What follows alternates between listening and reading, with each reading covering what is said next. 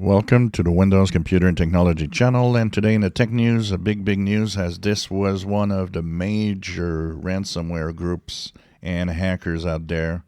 The Lockbit ransomware gang has been pretty much disrupted. Most websites that they operated from are now displaying this message of the site being under control of law enforcement. This has to do with the United States and several other police agencies around the world.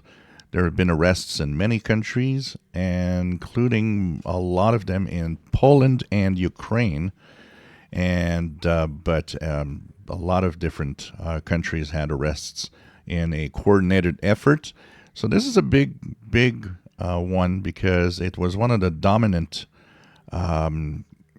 ransomware gang, basically, and they have actually released, free of charge, of course, the decryption for any people, any users that might have encrypted files that were done with this group.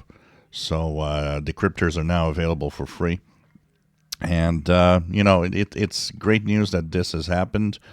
It shows that, I often say that when ransomware hits, you should, in every country there's a place you can actually complain. You can actually send a report saying that you've been hit, what is the ransomware you've been hit with, and so on. A lot of people tend to not do it because they say, well, it serves no purpose. This actually shows that it does serve a purpose. If enough people complain and if enough problems happen, coordinated efforts by different agencies around the world will often come to a operation where they'll be able to arrest these people. Apparently what happened here is that they breached a website that was owned by the Lockbit SUP, which is the name of the group.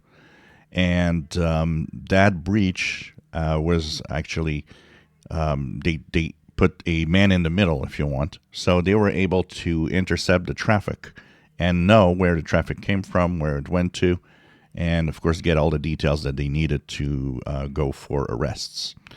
So this is the big news of the day, the Lockbit gang that's been pretty much eliminated, or a big chunk of it, maybe not everybody.